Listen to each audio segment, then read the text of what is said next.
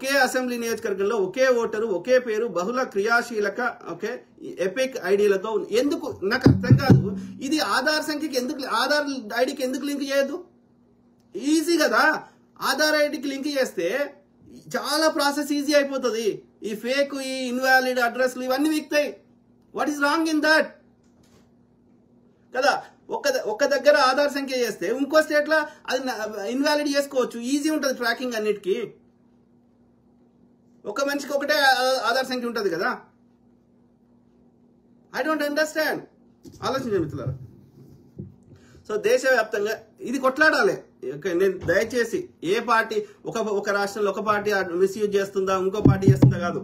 ఇది ఎన్నికల ప్రక్రియ అనేది ఒక పారదర్శకంగా, ఒక మోసం లేకుండా జరగాలంటే the best easiest solution is first thing నేను స్టార్టింగ్ లో చెప్పినట్టు ఈ స్వతంత్రంగా పనిచేయాల్సిన బ్యాలెన్స్ అండ్ చెక్స్ ఏవైతే ఉన్నాయో, ఫైనాన్షియల్ కరప్షన్ కానీ, ఇంకో కరప్షన్ కానీ, క్రిమినల్ కానీ ఏదైనా సరే వాటి యొక్క డైరెక్టర్లని, చైర్మన్లని, హ్యూమన్ రైట్స్ కమిషన్ జడ్జిలు ఇవన్నిటిని ప్రజలు ఎన్నుకోవాలి. First thing. Okay. Second thing ఏంది అంటే ఏది ఈ ఎన్నికల ప్రక్రియలో ఆధార్ సంఖ్యకి లింక్ చేస్తే దరిద్రం అంతా పోతుంది. వద్దంటారు. ఎవడు వద్దంటాడు? మోసం చేసేవాడు అందరూ వద్దంటారు. ఎంఐఎమ్మోడు ఫస్ట్ ముందట ఉంటాడు వద్దని. ఓకే. దానికి పిచ్చి కారణాలు చెప్తాడు. No, that's not the solution. మీరు చూడండి, దేశంలో కాంగ్రెస్ ఉన్నప్పుడు ఎంఐఎం అనే పార్టీ ఒక 6-7 నియోజకవర్గాలు లేకపోతే 10 నియోజకవర్గాలు, ఓకే, ఒక్క పార్లమెంటు 6-7 అసెంబ్లీ నియోజకవర్గాలు, ఓల్డ్ సిటీ మాత్రమే పరిమితమైన ఎంఐఎం ఇవాళ బీజేపీ వచ్చినాక జాతీయ పార్టీ అయింది. బీహార్లో పోటీ చేస్తారు, వెస్ట్ బెంగాల్లో పోటీ చేసే ప్రయత్నం చేసారు, తర్వాత మహారాష్ట్రలో చేస్తారు, బీజేపీ యూపీలో చేసే ప్రయత్నం చేసారు. బీజేపీ ఎక్కడుంటే అక్కడ ఇది పోటీ చేస్తారు. వాళ్ళకి అప్పుడు 5,000 కోట్లు వాళ్ళు చెప్పిందే, మనం చెప్తలేం. 5,000 కోట్లు వాళ్ళ ఆస్తులు ఉంటే ఇవాళ 50,000 కోట్లు అయినాయి. ప్రతి ఒక్క పార్టీకి చెందిన నాయకుడి మీద, ముఖ్యంగా కాంగ్రెస్ నాయకుల మీద, లేకపోతే వేరే పార్టీ తృణమూల్ కాంగ్రెస్, ఇంకా ఇది ఆమ్ ఆద్మీ పార్టీ, ఇంకో పార్టీ మీద సిబిఐ ఈడీ జరుగుతుంది. కానీ ఎంఐఎం పార్టీ మీద ఒక్కసారి కూడా సిబిఐ ఈడీ జరగలేదు. ఎందుకని? వీడు పోయి హిందువులను తిట్టాలా, వంతుడు తిట్టిపిస్తాడు. ఆ తిట్టంగానే చూసినావా, హిందువులకు రక్షణ కావాలంటే మేమే బీజేపీ వాళ్ళమంటాడు. మరి బీజేపీ అధికారంలోకి వచ్చాక ఎన్ని దాడులు జరిగినాయి? కాంగ్రెస్ ఉన్నప్పుడు చేయించింది ఈడే, కాంగ్రెస్ ప్రభుత్వం చెడ్డ పేరు తేవాలని, వాళ్ళు దింపాలని. మళ్ళీ ఇప్పుడు బీజేపీ వచ్చినాక ఇన్ని దాడులు జరుగుతాయి. ఒక్క దాని మీద విచారణ జరగది, శిక్షలు పడాయి. కాంగ్రెస్ హయాంలో కనీసం విచారణ అనేది జరిగేది. Very unfortunate. అంటే అంటే బ్రాహ్మణుని మైండ్, ఆర్యుని మైండ్ ఎంత కుటిలమైందో, కుట్రలతో చాణక్యుడు, వాడి ఇంకో పేరేంది, వాడి పేరు కౌటిల్యుడు. కుటిల బుద్ధి గలవాడు వాడు నిజమ క్యారెక్టర్ ఏదో కానీ వాడు చెప్పిన ఆ స్టోరీ అయితే అత్యంత కుటిలమైన బుద్ధి గలవాడు. అంటే ఈ ఆర్యుడు అత్యంత కుటిల బుద్ధి గలవాడు అనేది మనం గమనించాలి. వాడు అధికారంలో ఉండి, అధికారం ఎందుకు కావాలి? మనందరినీ కంట్రోల్ చేయడానికి, మనది దోసుకోవడానికి, దోసుకున్నది దాచుకోవడానికి. కాబట్టి నాగబంధనాలు వేస్తాడు, ఇంకో బంధనాలు వేస్తాడు, ఏమని చెప్తున్నాడు.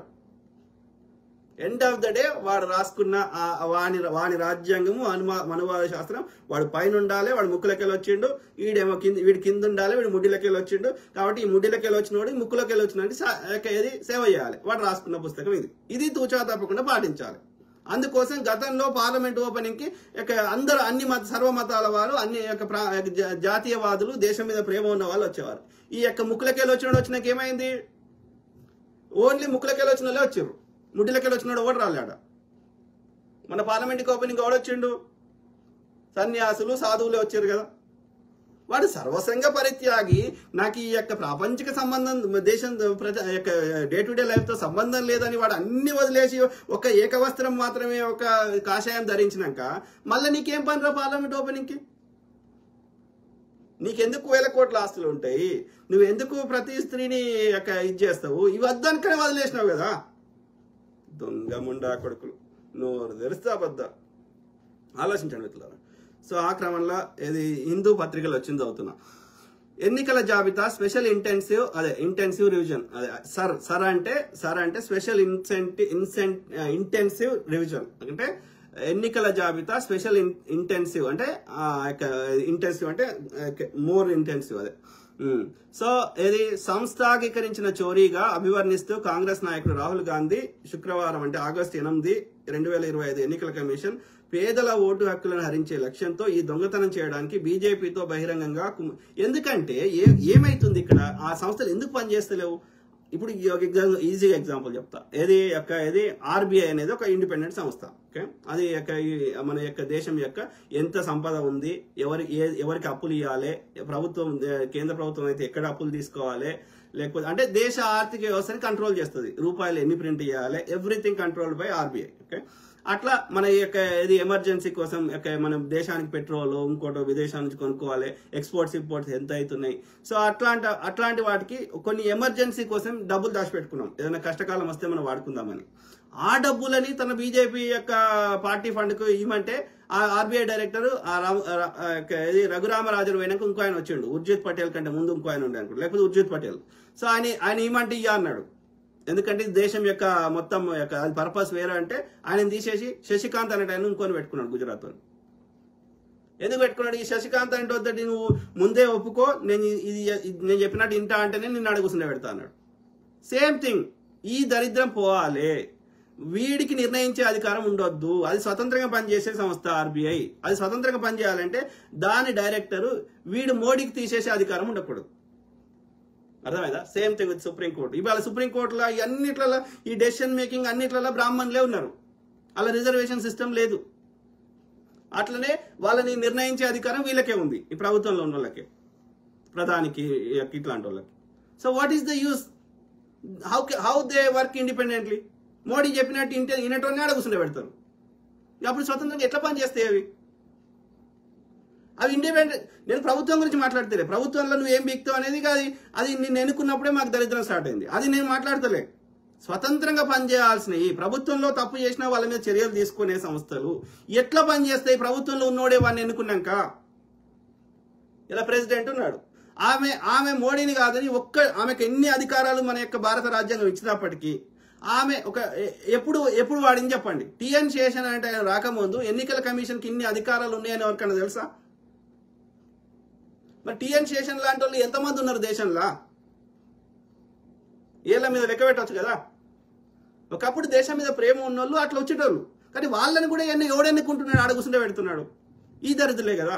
తమకు అనుకూలమని కూర్చుంటే పెట్టినాక అవి ఎట్లా పని చేస్తాయి? అది అప్పుడున్న పెద్దలు ఎందుకు ఆలోచించలేదో నాకు ఇప్పటికీ అర్థం కాదు. అంబేద్కర్ గారు చాలా మేధావి అయినా కానీ ఇక్కడెక్కడో లోపమే జరిగింది. ఓకే, సో కాబట్టి దీన్ని సరిదిద్దాల్సిన అవసరం ఉంది. వాళ్ళని కూడా ప్రజలే ఎన్నుకోవాలి. అక్కడ ఒకటే రాంగ్ మిస్ వాళ్ళ తప్పు ప్రాసెస్ ఆలోచన ఏంది అంటే మనం ఎన్నుకున్నాడు మన కోసం పని చేస్తాడు అని ఒక ఫాల్స్ భ్రమలో వాళ్ళు ఆ చట్టంలో అట్లా రాసిరు రాజ్యాన్ని.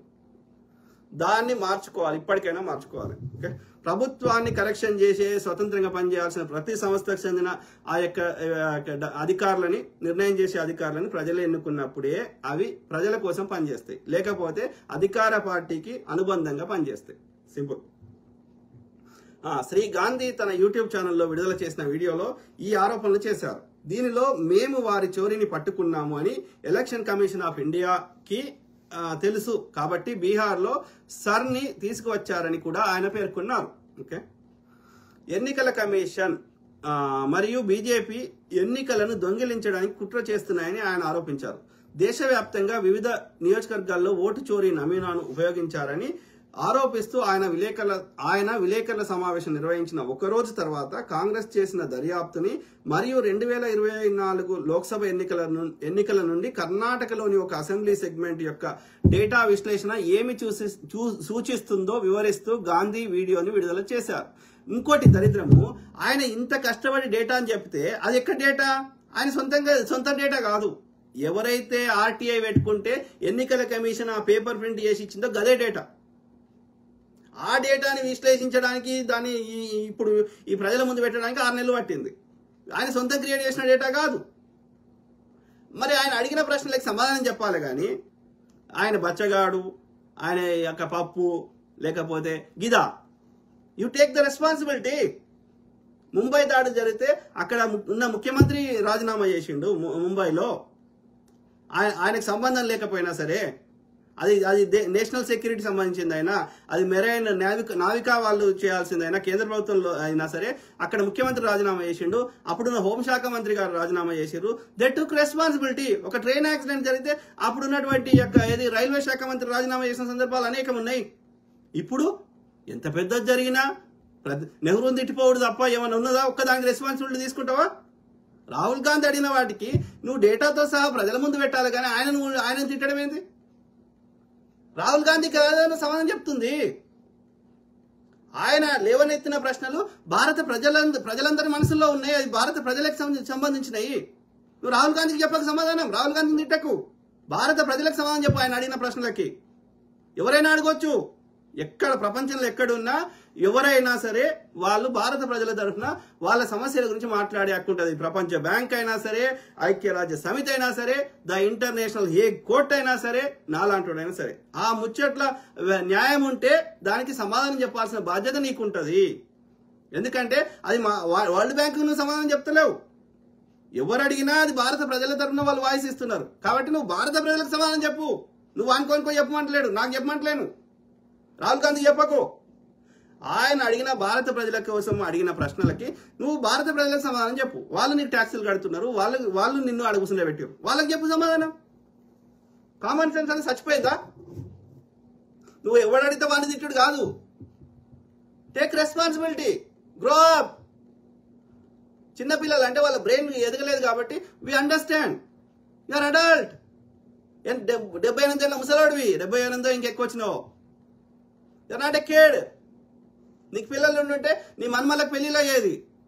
You're not a kid, don't act like kid, grow up, take responsibility. Waste ముండకూడదు. ఆలోచించండి మిత్రులారా. So vote